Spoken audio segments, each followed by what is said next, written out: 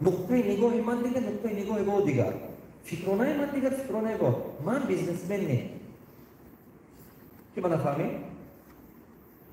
Dikkat kardeşler. Biznesmenler vay digar khilas. Biznesmen мышление digar. Fahmish digar. Biznesmen guftan ku shuma ba.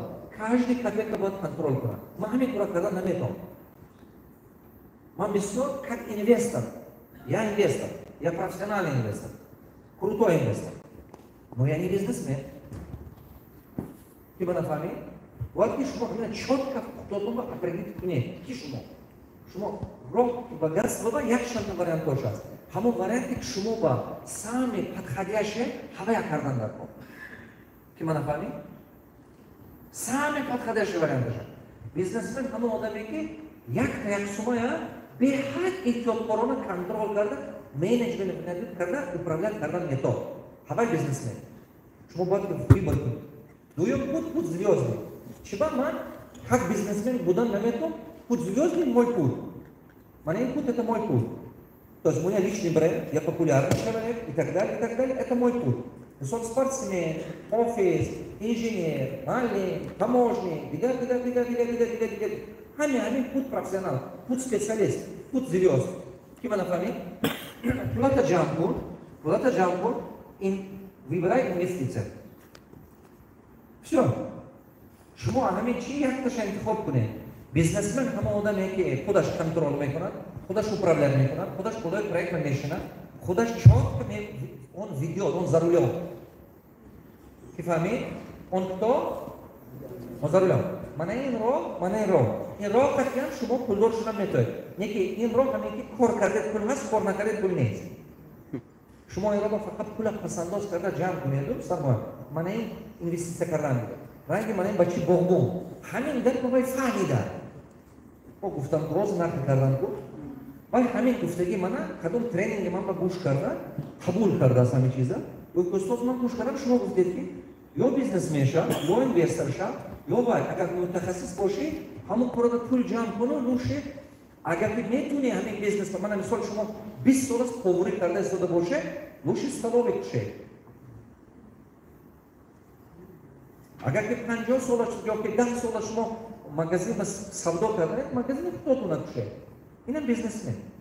Не агар шумо инженер бошед, маълим бошед, таможник бошед, ё ки мисол ягон коргари ҳукумат бошед, ё ки мисол дига духтур бошед, кардан натоед пултон нарасад, мана ин кора кунам.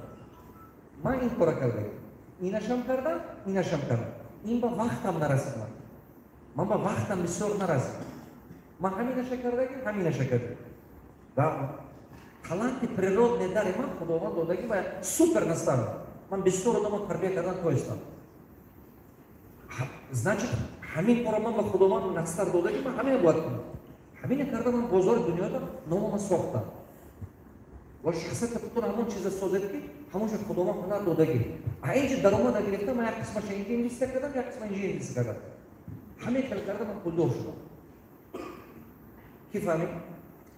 Шумо бояд як роҳа интихоб кунед, якташа. Агар шумо як бор бизнес кардед нашуд, ду бор бизнес кардед нашуд, се бор кардед нашуд, значит шумо бизнесмен небачед. Азоб натед кунед. Шарт нест ки ҳама бизнесмен бошад. Шарт нест. Як бача омад пешам ман, шаҳри Ошба, хоҳараш омад. Гуфт ки ҳамин додарам гуфт, мо гуфт 7 додару хоҳар, ҳамин додару хоҳарам қарз ба шумо. Чӣ хел гумада? Мегӯфт ки ҳамин хонаҳои мо банд ба залол мондагӣ. ҳамин 12 сол аст пул қарз мегирем аз банку, ҳамин додарро метем ки бизнесаш пеш рад, ин бизнеси ин пеш намерад, бо ҳама қарзҳои банка худомо маҷбур шуда доданем. Анагӯ мегӯд мана шабҳарам кати шабрӯз ҷанум ҳама ҷан, вай пошом мегӯд хоҳарама шабара. Шабрӯз ҷан, чураки мегӯд сеюм бор, чорум бор шуд, монда шудем. ҳамин додарро ман гуфт даъват кардам, як бор қатиш гап занед. Ман гуфтам майнаш биё хашина, гуфтам ман гап мезанам. Вақте ки ман саҳнама гап занам, ман омадам ман гӯш карда хист рафта. Рафтаст гуфтаст ки чистои ки одам мегӯяд, ҳамаша ман медонам. Вай, вақте ки ман саҳнама гап занам, ман дар бораи масъалаи народ гап мезанам. Барои як кас намегӯям воқеан. Ман проблеми ҳамаи учитывать карда гап мезанам. А вай من وقتا بیو ما خرمه خودش با کب زدم اگر از این دکتر که آدم میگم همه شو میدونم اما رفته گفت اگر که همه آدم همه آدم یک سال با از 3 میلیون تا 10 میلیون دلار چیستی پریبل کار کنن ما به در کنه این که فقط 2014 بود 2014 مثلا اگر کمی از 3 میلیون تا 10 میلیون کار کنن ما به در کار نیم زنجی با من دونتا نه اگر کمی آدم کمش با 12 تا بیزنس داشته بود و من دونتا من میرم اول میپرسم من رفتم یاد مقتنم در کار همه تو گفتم من میرم اول میام تو باشه گفتم اگر که نباشه گفت نه من شما فریب کردم و گمون میکند که میدونم این به حد ضرور برای ما یک راه انتخاب کنید کی فهمید؟ یک راه انتخاب کنید برای خودتون یک کشه خب این راه ایزابریتت هم هست راه ایزابریتت هست یک خوبیه این که من مثال هست آدمایی که هنر دارد تکنولوژی پرودکت زور میسازد یکی میشلین بیزنسمن ندارد بیزنسمن به فقط پول میده در همون تکنولوژی را راه کرده است همون як تکنولوژی کار میکنه یکی تکنولوژی که سالا که گوش همین دو بار مرسوم من گوش کنه دیگه این کارو نمیکنه چیکار میکنه میگه من تو پرودکت ساخته میکنم در این پروسه каждый проданный продукт сразу бой میشه کیفهمی любой технология این کارو کردن نمیشه من تو پرودکت ساخته میکنم همین پرودکتی که با فروش رفت در این определенный процент باید پرودکت زور سازد که بازار بگذارد любой бизнесмен تیار است این درست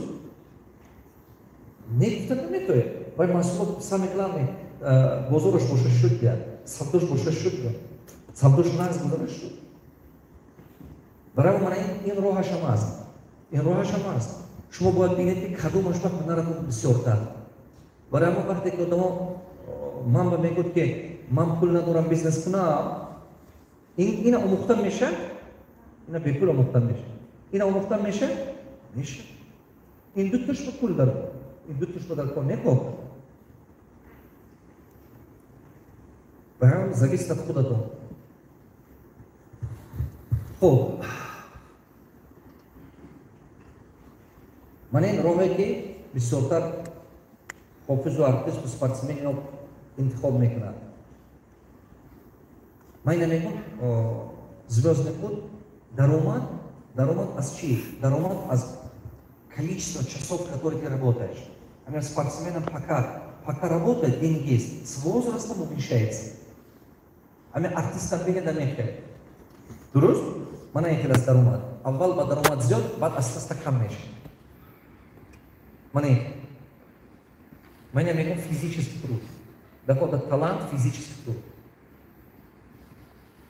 Аввал ба даромадатон зиёд ва неки сол кам шудан мегирад. Любой хофизу артистам бинед популярный ай даромадаш зурад. Ва аста кам шудан мегирад. Барои ҳамин қадар барое ки ман ин чӣ нишон додам ку ин ман ҳамин пул برای که این به شما آخر عمر با این خیل نباشد باید که دیگر راهش کپید بود بیزنسمن اینوستر بود ماستر اما آدمی که پرودکت میسازد اما آدمی که اینوستیسیا میکند اما آدمی که بیزنس میسازد من این خیل است مادر اول بکام با اساس چی میشه زیاد شده میبرد نیک اول بکام جیب کم اکت بود و نیکی با اساس زیاد شده میبرد همین عمرش کلاتون با جوش شده نشده کار ماهی سرطان با همین چی شیشته نشده کار یک عمره همین ماهی سرطان با صورت کنده گیرید که همین مونت ماهی سر شما با برای همین قدر اگر که حاضر درآمد شما اکن وای بچه من روز من با تماش نگفت که شب که استاد چیکار کنم چیکار کردنش در کار پولش جمع کردن چیکار کردنش در کار اینوستیسیا درش همون پولش بردنش در کار فقط просто اینوستیسیا کردن در کار وقتی که شما اینوستیسیا میکنید و یک کنترل کردن نمیتونید کجا با اینوستیسیا کردن در کار و گفتی نگاه کنید و گفتی یک طرفی هم میگود گفت فروشی کنه، یک طرفی هم میگفت که وای کنه، مغازین کنه. وقتی دیگه رفیق هم از بود کی میشه دیگه؟ من گفتم اینشون نکن وایشم نشم. چرا من گفتم نکن؟ چون من میدونم که وای گوبا کنترل کردن نمیدونم. مثلا میگم من با این سطح بسیار همه آدما سیستم نداره. учет کنترل نداره. کماندی بقوت نداره. من خودم اینوستیسیا کرده باید دادم که من بسیار اینوستیسیا کرده باید دادم. من اینوستیسیا کردم رازی بیزنس با باید دادم. خلاصه با اومدم که از 100 آدم من مثال هست بیزنسمن هست предприниматель. نگاه کنید بچه‌ها. هست бізнесмен, هست предприниматель. این разные آدم‌ها. Бизнесмен система думает, системно думает, система место. Фамилия, да? А на این آدم خودش کار میکنه. این آدم مونده شد در اومد نیست. این آدم یک اونجا رفت بیزنس به کنترل میمونه. این با سیستم هست، این با نیست. کی فهمید؟ این проблема این реальная проблема. Бизнесмен команда место. А предприниматель он мигрant команда созам расход. Харакат мигрант ки фақат хеш табораш авлодаш ҷамъ. این بیزنسمن می‌اومد. برای проблема вайба. این جمع می‌کند команда профессионально جمع می‌کند. این می‌دоняд که فقط профессионал کارش правильно کردن می‌کند. лучше من کارش می‌کنم профессионал خاطر کار می‌کنه. این бошад جمع می‌کند хеш کارش авлодаш найдут как кому доверяют. То есть психология и работа на уровне доверия, психология и работа на уровне профессионализма. Тут разные психологии. Багами хулособа умадам ки аз 10-20 предприниматель якташ мумкин правильными оборотки плюс шумо нест намекунад гарона додан метод. А бизнесмен бошад анчо поис автобус плюс шумо гарона додан метод. Ки фаҳмед? барои шумо пули кам дошта бошед, пули кам хати ин ба тедагой пултум нест мешад. Ташари хоҷон тренинг. Барои кадом вақт инвестиция ҳамуҷи бакунед ки рискаш паст бошад. Рискаш минимальный бошад ки осон бошад. Брак нашад, гум нашад. Крайней мере шумо ба ягон чӣ монад. По крайней мере ягон чӣ монад шумо. Ман ина мегӯм ки ман Урон Баффета ман омӯхтам, якта гапи зуд дорад Урон Баффет, инвестори аз номер яки дунё, як гапи хуб дорад. Меёртв это сколько будет стоить? Ақида бинед. Меёртв это сколько будет? Ин чӣ гапе гап? Агар ки ҳамин бизнес нашуд, ҳеҷ чӣ нарафт, ягон кор нашуд, сами меёртвем, сколько это будет стоить? Ҳамон гов харид, гов меёртв сколько будет стоить? Меёртв дошта. Меёртв. А ҳавай отталкиваться кун. Ки ҳамон меёртве ҳамон меёртвиам то проиграм накунӣ. А ҳавай отталкиваться кардан. Хоб. Ман специальный курс сохта истоям, ҳаст дорам, тренинг дорам ман я инвестор. ҳавай омӯзетон, ёбетон, вай ба ҳаст, платформамо ба ҳаст, аз ҳамон одамое ки ман вай мо ҳаст курсетон, ҳамон я инвестора гирифта омӯзетон.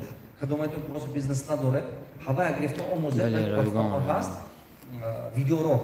Ҳам видеоролик гирифта омӯзетон. این به هر ترینینگ بخواد است با ما نزدیکی با یک چند تا همین خیلی سخت است دادم ترینینگ ها специально برای اینوسترها چون که من خودم میلیونر شدم از حساب اینوستیسیا правильная инвестиция правильно من خطای به حد بسیار کردم یکی حسابی که خطای بسیار کردم یاد گرفتم همون خطای من شما نکنید چون که عمر کم слишком عمر کم строить семейный доход. Амин японские компании, ки ман ӯзу гуфтам, бисёраш ки 50 сол, 70 сол, 100 сол. Ман ҳамоне ки 70 сол, 90 сол. Ҳамоне ки 90 сол, ҳамон писар, ҳамон бача чорум поколение управлят кардананд.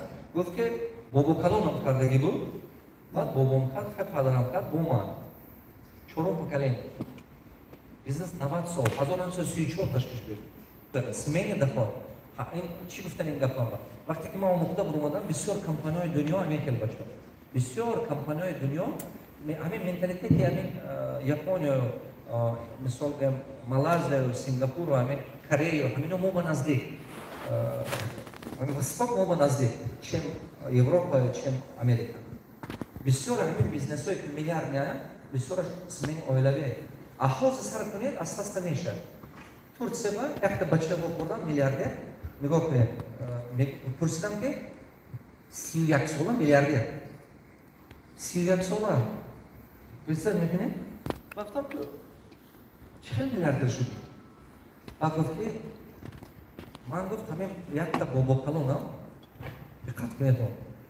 Бобокалонам гуфт якта гостиница сохта 5 та номер дошт.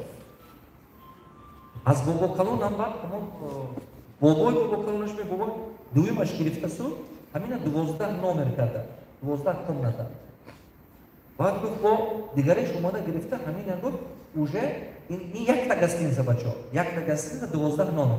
5 номер буда, болошо бо сохта 12 номер шуда. Турсия агар рафтаги бошедтун, зданияшо месозаду, боло арматурош истода.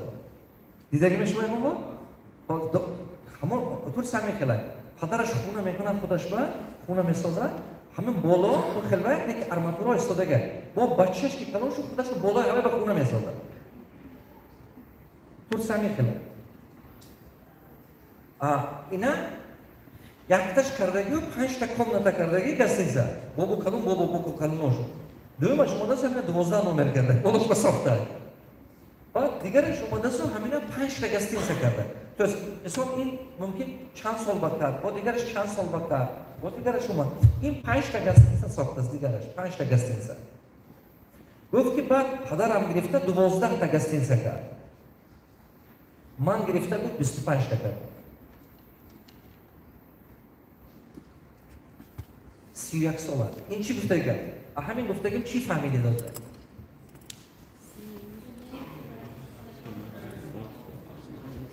Панҷ поколение. Умри одам кӯтоҳ. Барои компания бахва сохта, шумо ҳамин эффективне мисол зрелие майни сари шумо аз 25, 30 то 40, 50 ва монда мешад. Энергия нето. Монда мешад, 20 кун дига мешад, 30 кун дига мешад. Барои ҳамон ба смени бизнес сохтана ёд бигиред. Ин китобҳои хонед, шумо ба ёрдам мекунад оилатон ба. Хоб. Ман программам аст, ана мехел дети на миллион, уҷан ба ҳозир кушода шудагист, вай ба ҳаст. Шушанбе ба ҳаст. Кӯдака ман ёд мекунам. Мумкин хуҷамон пайдо мешад иншоалло наздики ба. Пидоша фарзандотона роҳи кунед ёд мекунад. Оҳо. Ина сурат гиред, агар митунад дидаги ҳамаша? Хадмат дида боша бинед. Анаку ман тайёрам ки 20 минут дига савол ҷавоб кунам. Хоб, давайте. Ман успех кунам ки 12 мавайам гуфтимам. Хоб, давайте, набзаред. Микрофон кане, дуюм микрофон. Хоб, дуюм микрофон апте.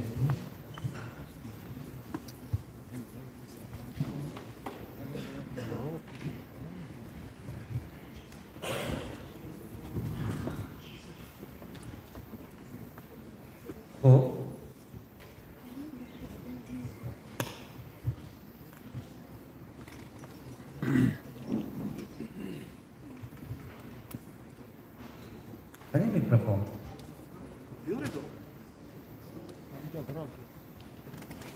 Сал тистам мекунам.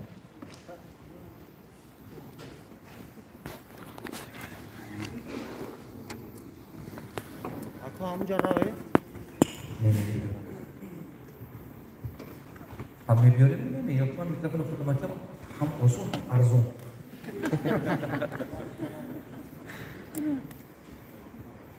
Rahmat kalom. Assalomu alaykum. Hammaga merhaba degan.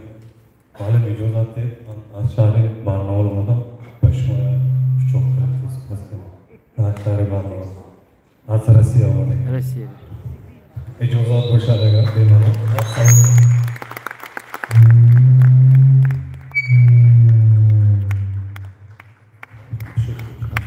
Rahmat kalom.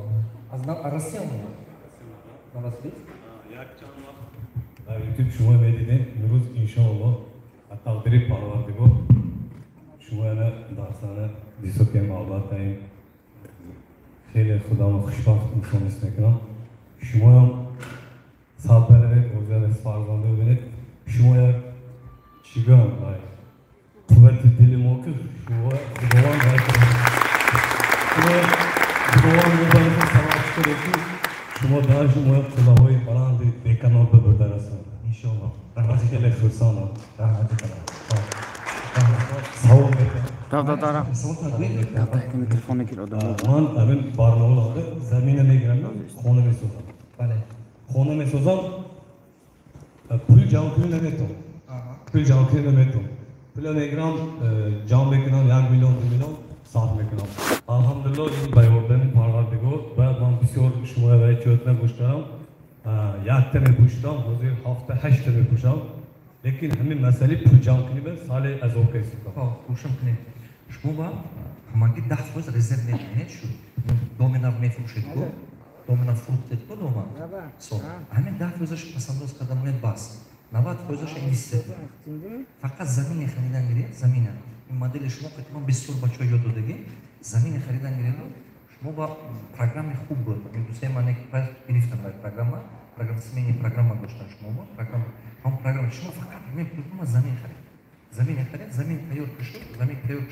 Он у нас уже плюс ходи клиент как сотта. Мане кора ходи.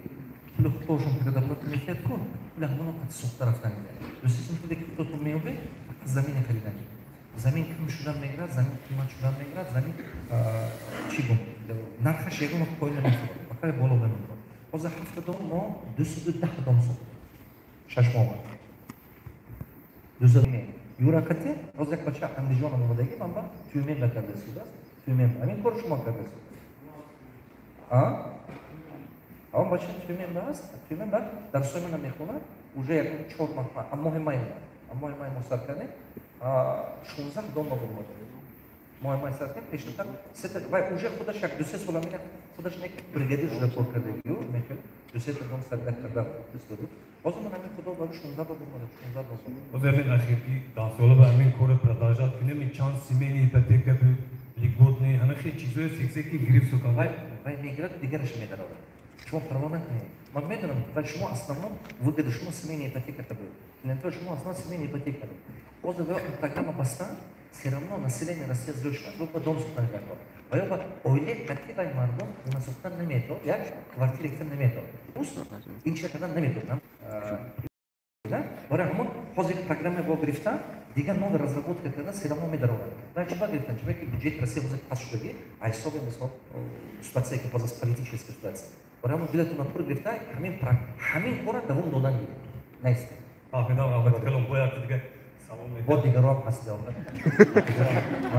Маме там дигарам салонки, майна. Майна же. Кафана чига? Майна. Дарс барай, то дальше гам мезен дарсоба. Хоп, дальше. Салам алейкум. Мане одам. Крима микрофон. Габзани бикон. Барои баркамдан салом мегузарам. Бале. Фикр диҷо бисёр соҳиб кора ҳастанд ки ҳо бизнес доранд ва дар управлениеш бисёр азоб мекушанд. Ами проблема кудомам ҳаст. Хуб мешуд 3 ё 5 маслиҳатҳои асосие медодед ки барои систематизатсияи бизнес ёрдам кунанд. Must-have мегӯям. Систематизатсия. Бале. Якум корек кунед, чуваки без система масштабировать кардан намешат. Без системы масштабировать не надо. Бардак масштабируйте. Если там бардак будете масштабировать, будут море проблем. Что бизнесмену русика будем мефами, да? Фикронема русику тез мефами. Если у вас есть бизнес, например, не налаженная система, а вы пытаетесь его развивать, масштабировать, это станет двойной проблемой. Бардак станет еще больше. Проблема станет еще больше. Поэтому первое, что надо делать? Первое, надо расписать бизнес-процессы. Порой для того, чтобы у вас появилась система, вы первые пишите все бизнес-процессы. Это как? Делите все в режим хронометража. Что такое режим хронометража? Вы возьмете, например, скажем, процесс одна работа какой-то сотрудника. И начинаете полностью его путь расписать. Как? Например, иногда бывает так. Даете задание сотруднику, например, может быть это бухгалтер, или может быть маркетолог, может быть это закупщик и так далее. Вы давали ему задание. Вот этот сотрудник обратно задание привозит вам. И постепенно, если вы заметите, Каждая задача сколько раз туда-сюда ходит к вам. Я заметил, что некоторые задачи 3 раза, некоторые задачи 10 раз. Я это называю вермишель. Если сотрудник компетенции низкий, не профессионал, эту задачу вместо того, чтобы сразу решать, он от него создает конкретный вермишель. Вы ему задачу получаете, он приходит и говорит, я так сделал, такой пойдет или нет? Потом видит, нет, это надо исправить. Потом придет и говорит, я вот так делал, вот так пойдет? А интересно, получается, что вы зачем его нанимали, если вы за него будете думать вы? Получается, что вы платите ценой сотрудника, но грузчика имеете. Вы думаете за него, а он только просто руками таскает. Я помню, бухгалтер нанимаю, я был слабый управленец, приходит бухгалтер, мне дает отчет и говорит, вот такой формат вам пойдет? А я же не знал, как должно быть. Я смотрю на это, я же не знал, как должно быть. И говорю, ну, наверное.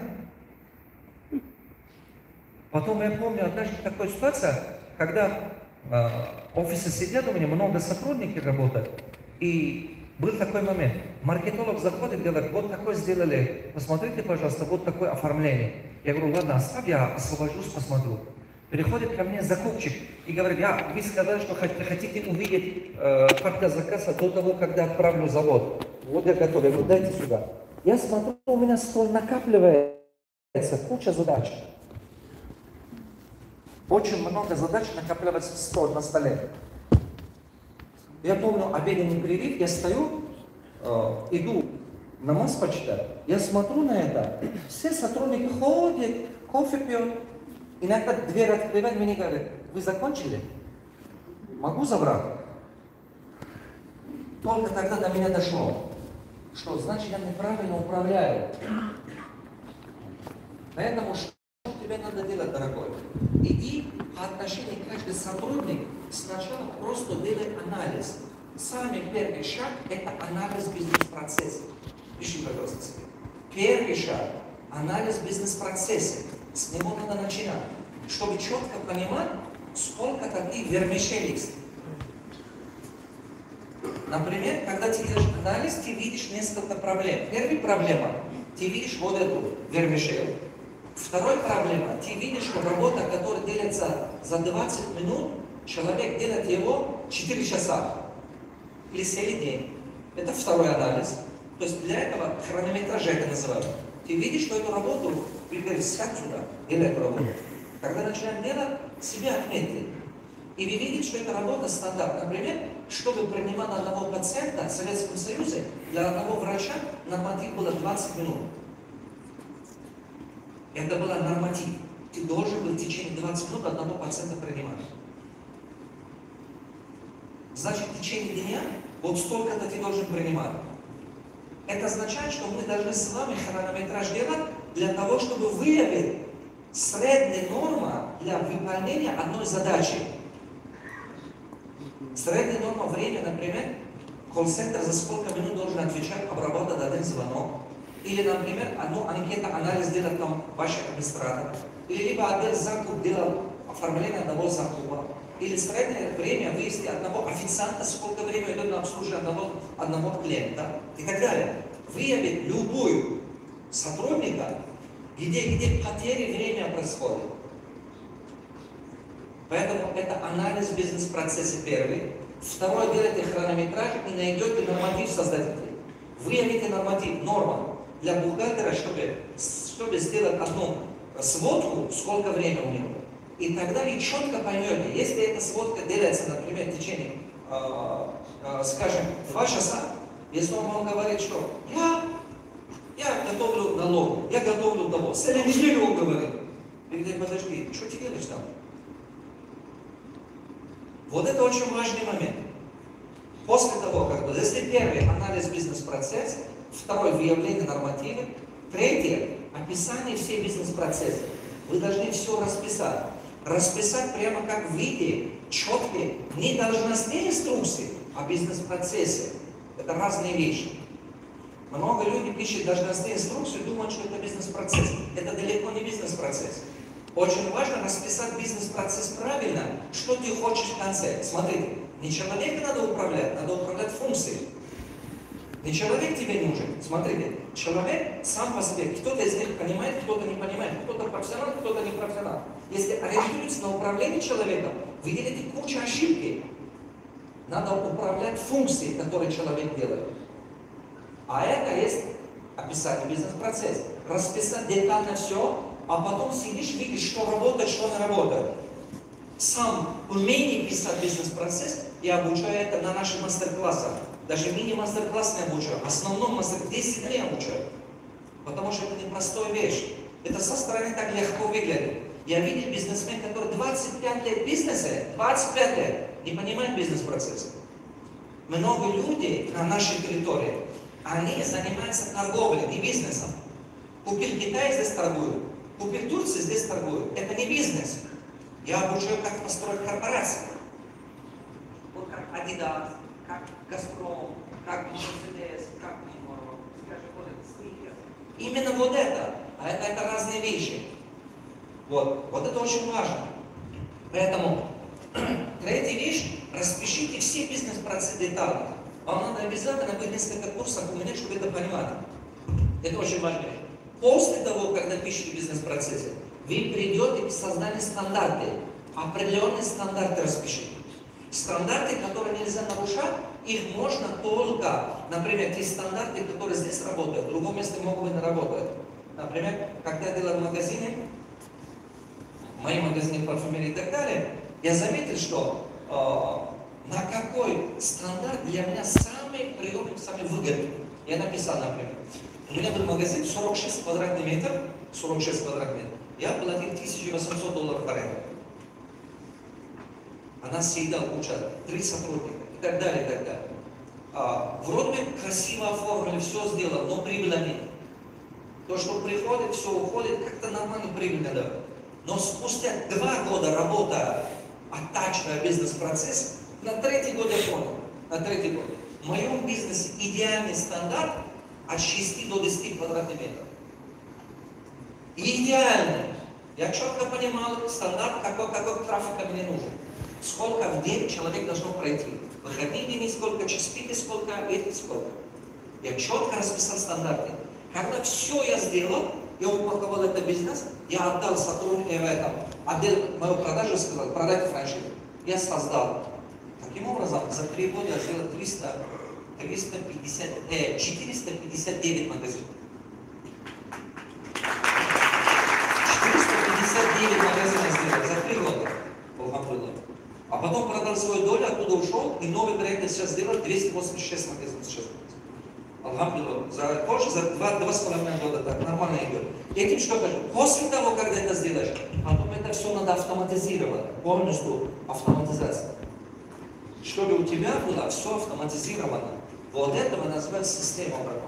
Я тебе показал алгоритм. Алгоритм, по которому надо пойти. Алгоритм, по которому надо пойти. Запомни, если одну из них упустишь, это не получится. Это не получится. Почему? Потому что если не будут вот эти вещи, ты будешь автоматизировать бардак. Если там хаос автоматизировать, это ужас. Вообще ужас. Куча денег тратишь, не получается. Много учеников мне приходят и говорят, я начал автоматизировать. Я рассказываю, как ты делаешь. Я нанимал человека, он пишет нам сейчас программа, 1С, бухгалтерию, куда ведет. Я говорю, сколько платил? Он говорит, платил там кто-то говорит 5 тысяч, кто-то 8 тысяч долларов, кто-то и так далее, до 15 тысяч долларов платил. Потом через год я встречаю, у него нет автоматизации. Через год. Я ему говорю, а почему у тебя не получилось? Как наставник. И с теми людьми не получилось, и с ними попрощались, с другими начали, третьими начали и так далее. Почему?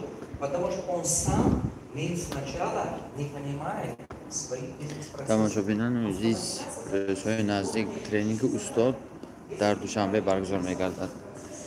Марҳамат.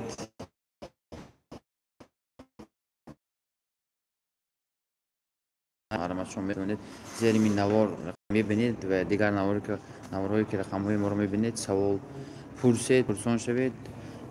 Рӯзи 26 дар душанбе, 28 дар душанбе به ترینینگی استاد برگزار می‌گردد. مرحمت به رقم‌هایی که 0408 هست و همون رقم‌ها نویسید، معلوماتی پورا گیرید. کمتر دیگر پخش مستقیم میکنیم. بعد از این واقعی با استاد در شهر خوجند تمام می‌شود. Бизнес я создал. Что значит мультибрендовый? Это значит небольшие компании, но много. Небольшие компании. Видишь, у меня география широкая, разных стран работают, разные отрасли. Продажа техника есть, недвижимость есть, продажа парфюмерии есть и так далее, сельское хозяйство есть. У меня в голове была определенная стратегия. Я просто таким образом создал бизнес, что на глаза не бросалось. Не бросалось на глаза. Ни одном государстве не бросали на глаза. Небольшие бизнесы заметны. Так надо было делать в тот период. Так надо было делать. И это первый момент. Второй момент. Я это делал, чтобы контролировать риски. Например, риски, отрасловой риск бывает, да? В какой-то момент очень выгодно заниматься недвижимостью, в какой-то момент не выгодно. В какой-то момент торговля, может быть, скажем, какой-то продукт лучше, а потом конкуренция станет большой, может быть, торговля это падает и так далее, да? Поэтому отрасловой риск мы это называем. Сезонность, несезонность. Потом третье, как контролировать валюта, курс валюта. Видишь, у нас там сомоне, Узбекистан сом или тенге, они очень сильно скачут, а эти скачки очень много теряешь. Очень много теряешь денег. Поэтому я хотел контролировать именно валютный риск. Поэтому я создал, часть моих бизнесов торгует на твердой валюте, часть бизнеса на местной валюте. Таким образом у меня приходит балансирование, именно получается дохода, портфель инвестиций. Итоге получается на выходе у меня прибыльный портфель, инвестиционный портфель. Вот это все. Политический риск. Любое государство существует, экономический риск. Я поэтому так делаю. Но я тебе рекомендую, чтобы, если ты хочешь, чтобы быстрее пойти, выбери один бизнес, его масштабируй. Например, M&M's. Одну свою воду не продают, свой это шоколад, или Сникерс, больше ничего не продают, но продают по разной географии. Когда продаешь разные географии, или Coca-Cola, одну свой напиток продают на разных географиях. Соответственно, получается, что одновременно эти люди точно так же минимизируют свои риски, валютные риски, скажем, риски политические, экономические. Но зато, когда ты один бизнес делаешь, у тебя компетенции в одном бизнесе больше, экспертность больше и легче решать. Делай один бизнес. Не обязательно холодно. Делай один бизнес. Будешь быстрее разбогатеть, быстрее, чем я. Это правда, да. Да, говорит. Салам алейкум. Габзин. Гуфтан где? Хамтуге? Хо, мархамадан ларшон габзин. 2016. Salom alaykum. Alloh umratomni, ilmatomni barakat. Men sol 2016 shoma yaqin bor o'qidim. Rahmat ekanman. Unda aksida 50,000 xazan بود. Hech kim yordamlamaydi. Imroz 4-8 boy bo'ldi. 2023 inshaalloh millioner bo'lsam, Inshaalloh. Men hammash sababi shuma bo'lgan. Rahmat. Aminador.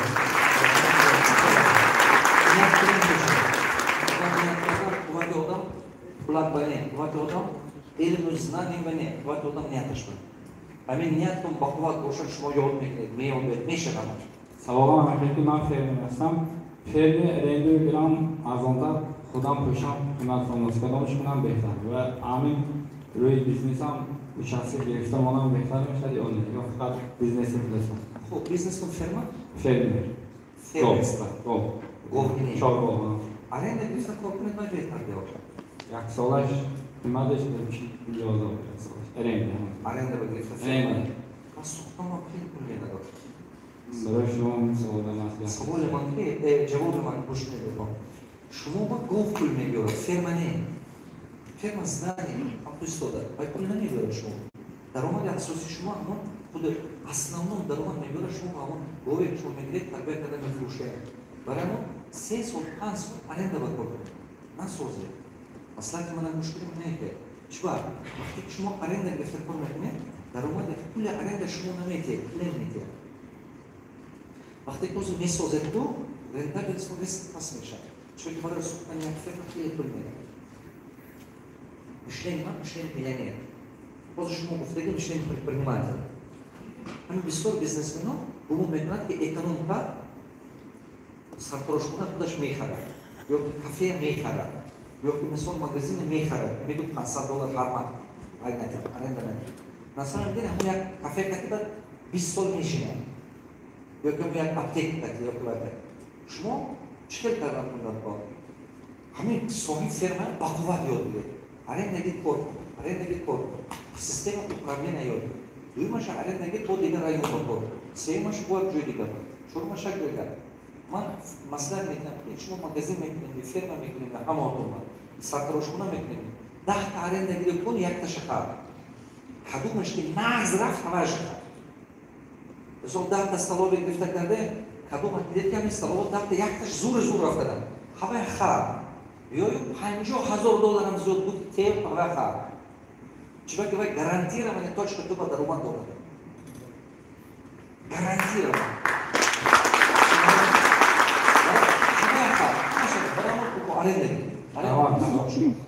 خب مرحبا السلام علیکم ساده عزیز گرامی‌قدر من خرسند هستم که با شما صحبت کردم من همه درس‌های خیلی کتابخانه گشته خواندم پول پیدا کتاب شما خواندم من پول پیدا یاد گرفتم دیگرای مسئله گفتم کتاب معلومات دیگه خواندم کتاب راههای ثروتمند شدن در پاکستان همه خوانده همه فکر بیزنس کردن پیدا شد به حد فکرم دیگه کرد سوال من چنین است اگر کتاب کرده سوالی هم به شما من همین اسلوب تقسیم شدن میخواهم ولی همین اسلوب تقسیم چه پراول ایده بیبار کنیم که همین آینده ایده ما مایه میلیاردر کنه نیشه رو کنم تقسیم ما بسیار آدم یاد دادم شغلتون بسیار تقسیم برای تقسیم کنید حاضر بزرگ کنکورنسی بسیار حاضر کنکورنت به حد بسیار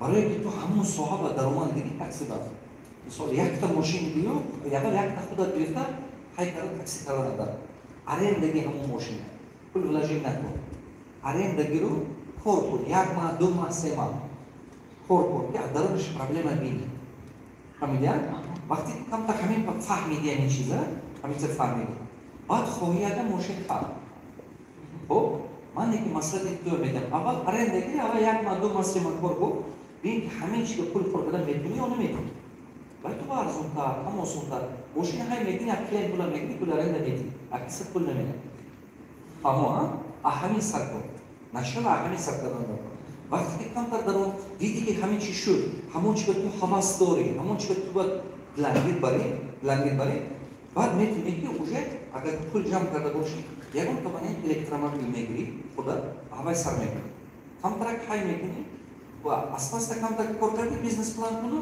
با 2 تا 3 تا 4 تا دیگه همین الکترومبیل میگیری میتونی که یورو رفیق کش تو برو بگیری یک تا ماشین خریدم البته پولی کار میکنم یک تا ماشین گرفتم ماشین خدا من استفاده میکنم من فقط اپراتینگ یک در موردش میکنم همین که تا 2 تا 3 تا 5 تا 10 تا ماشین کرده میکنم اساس من یک دختره که قرقستان یاد دادم 2012 سال مسکو بود پیشمان دیومد گفتم من چیکار کنم سال بیزنس ندارم یکی همین بیزنس کردن میخوام من نگاه کنم یک گلاکار کاردستم لباس پوشی کردم هیچ کارو نکرده که همون چون گفتم بعد گفت که میخوام که همین تاکسی سر کنم 2 سال بعد 40 چند تا ماشین داشت من مسکو دیگه ندیدم 2012 دوستان عزیز بخش مستقیما نیم ساعت شد سلامت و سربلند باشید سوال هایتان باشد مرحمت رقم هایی که در ما هست در زیر کامنتاری هست در زیر ویدیو هست در همونجا در کدام رقم هایی که به شما پسند میاد 04 و 08 آخرش به همون نویسید پرسان شوید نزدیکی به ترینینگ در دوشنبه برگزار میگردد در شهر دوشنبه سن 26 و از 28 باشد مینی مستر کلاس برگزار میگردد برای همین مرحمت دوستان عزیز سلامت و سربلند باشید مرحمت به رقم هایی که در زیر ویدیو ماندگی هستیم 04 08 به همون رقم ها نویسید پرسان شوید خبردار شوید سلامت و سربلند باشید